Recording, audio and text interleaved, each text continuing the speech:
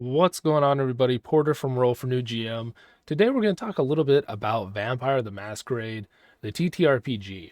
Um, I've been looking into it, trying to get a handle on it, and it seems a little bit more confusing than I thought it would. There are like some cool stuff that I wrote down that seemed pretty straightforward, but I think it's just something that I'm going to have to jump into and try out. So I joined a couple Discords. I'm making a character here soon, which I'm really excited about. But this is just kind of my, before I jump into it, after going through and reading and watching videos on it, kind of what I think and what I'm excited for. So, Vampire the Masquerade has been around for a while. I grew up playing the games. I actually have it pulled up on Steam here, which is really cool. That's on Steam. I have it now. But this is what I grew up playing. I think it came out, 2000. So I grew up playing Vampire the Masquerade Redemption. I really loved it. I love how you start in like, what is it, the 1700s or something, and then there's like the time jump. And it was just a really cool RPG that I really enjoyed. Had no idea that it was tied to a TTRPG. I don't think it was until like maybe, is it Bloodlines, the second one? I don't think it was until that I realized. And I was like, huh.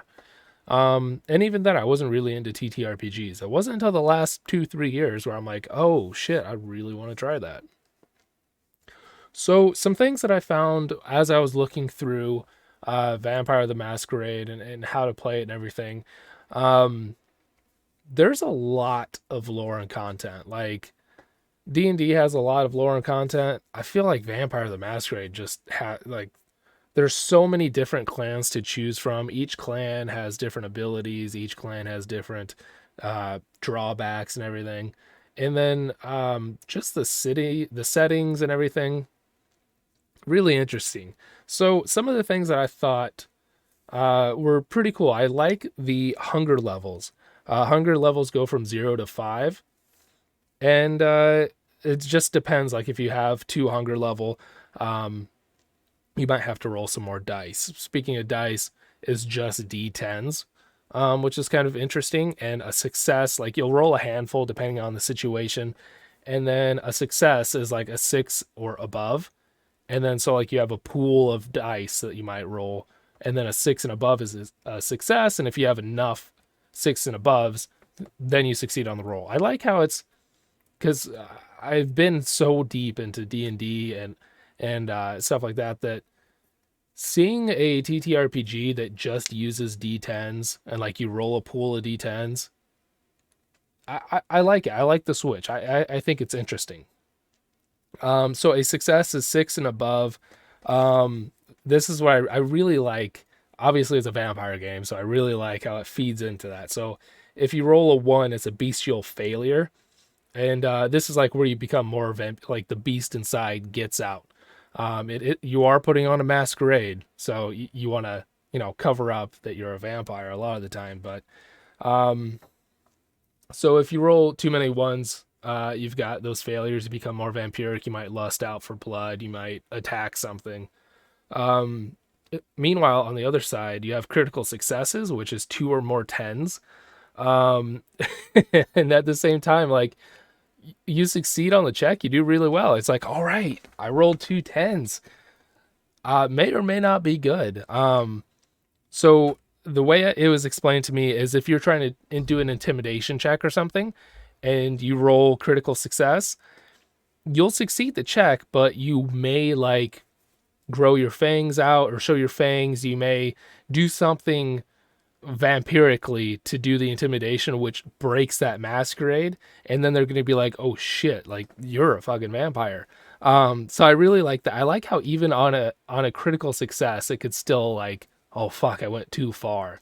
I really like the high risk high reward. That's what we loved about D&D was failing successfully, like, or succeeding above your terms, because that's how you get all those fun, cool stories about, it wasn't supposed to go like that. But before we knew it, there I was, woke up naked next to a dragon, and I was trying to get out and walk of shame. And next thing I know, I had a hot fire breath coming up my butt.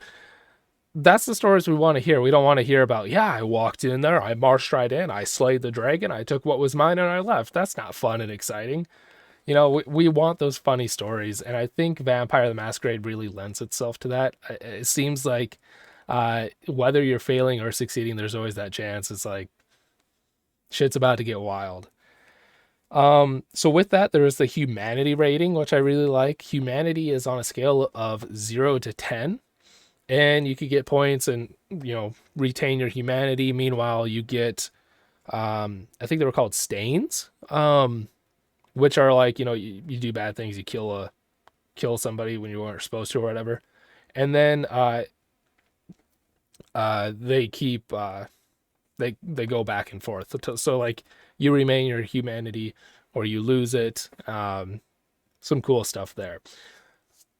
Going through a bunch of the videos and a bunch of the articles and stuff, it seems like Vampire kind of relies. I get that this is a TTRPG. I feel like it relies more on the social dynamic, the social interaction. The combat. So this is all in 5e. I was told to look at classic and all this other stuff. A vast amount of the content right now is 5e, so that's what I found. It doesn't seem like it lends itself to combat very well. In fact, a lot of people were talking about the new when the core rule book for 5e came out, the combat was very confusing and it was kind of all over the place. You had to go back and forth.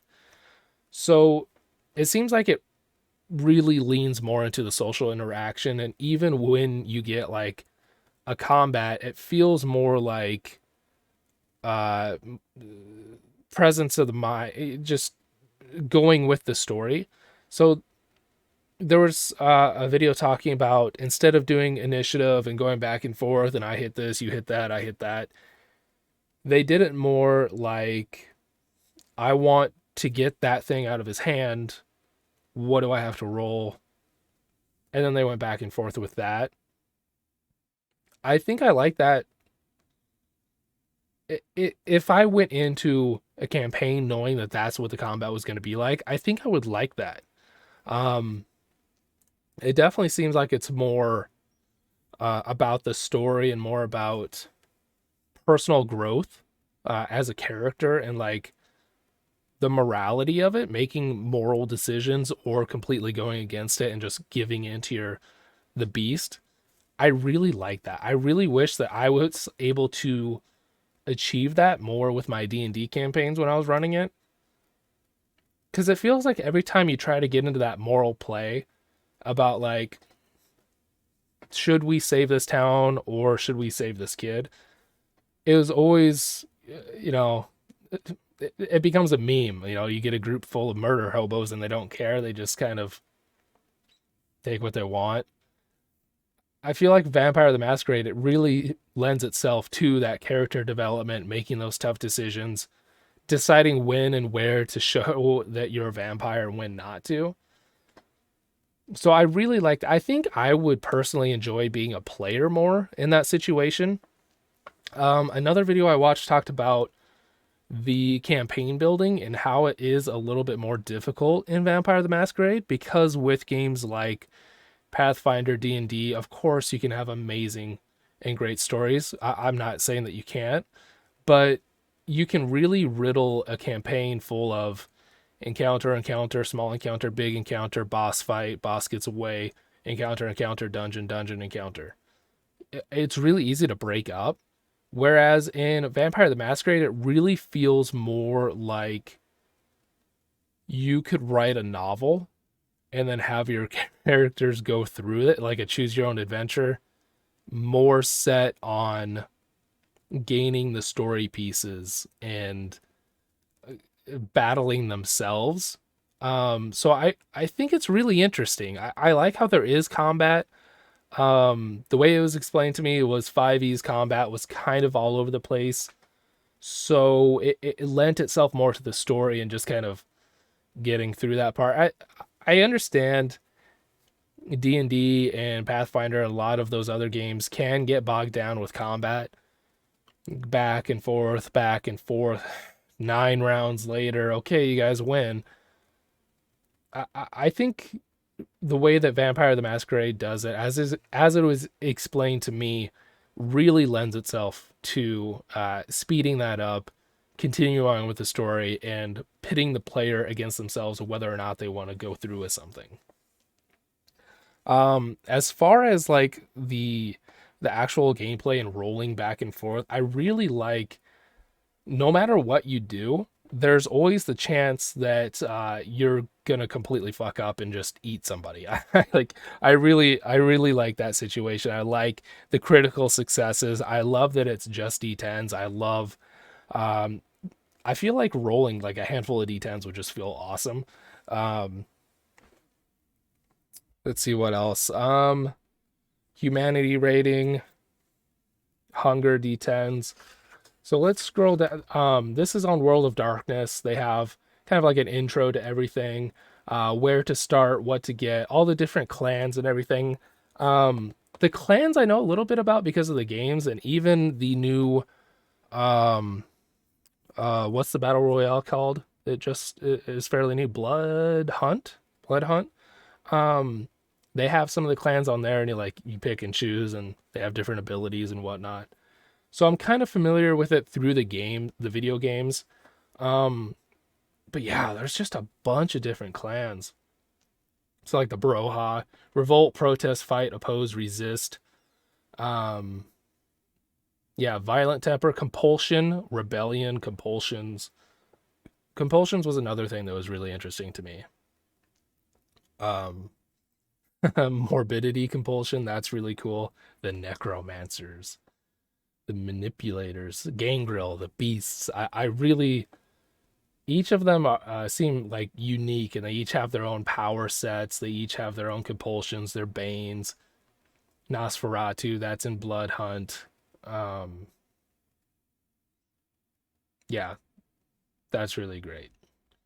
There was something down here I was looking at earlier about. Oh, maybe I skipped it, but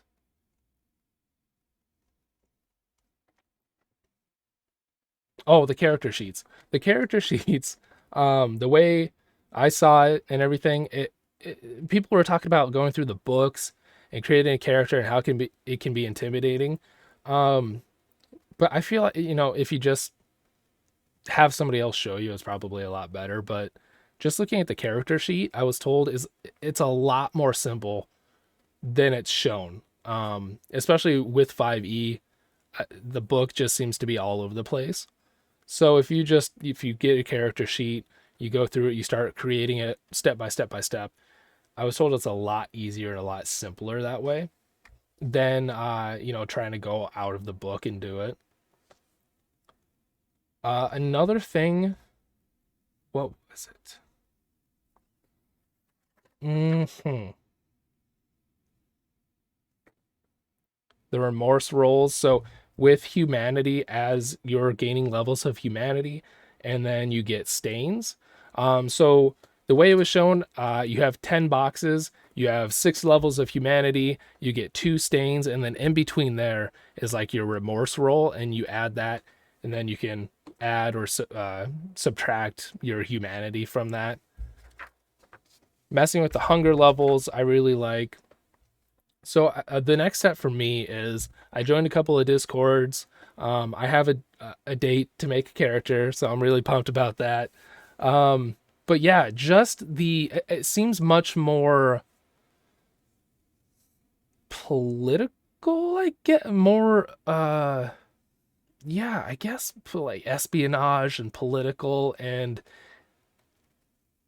uh whereas with D&D Pathfinder stuff, you get the min maxers. It feels like there's a lot less of that with Vampire the Masquerade. Um, I'm sure there are min maxers, but it just feels like it's much more about character development, the role playing aspect of it, and then working your way around the world while hiding the fact that you're a vampire. So I'm really excited to jump more into it. There's a lot of cool things I'm excited for. And we're definitely going to do a different video after I played it and compare it to this, because right now, like, I can understand a lot of the different aspects of it, but seeing it put into play firsthand is going to be really exciting. So if I'm able to record the character creation, if they're cool with it, talking me through it, and then if I'm able to record my first session, I'm definitely going to do that and probably upload it. Otherwise, I'll just come back here, share my thoughts, and what the experience was like. Because right now, looking at this, seeing what other people have done, and hearing about the different factors that go into everything, as a like somebody who's really excited to role play, um, it seems like the perfect mix. It feels like it leans more into it as a compared to just combat all the time. All right. So I will be back after I do my first session. We're going to have more videos coming out this week about just general news stuff that's going on. I've got some more news about my TTRPG, what's going to be going on with that. And then we're probably going to be doing some map creation, token creation, some stuff like that. Yeah, so a lot of cool stuff coming up. So this has gone on long again. So until next time, friends.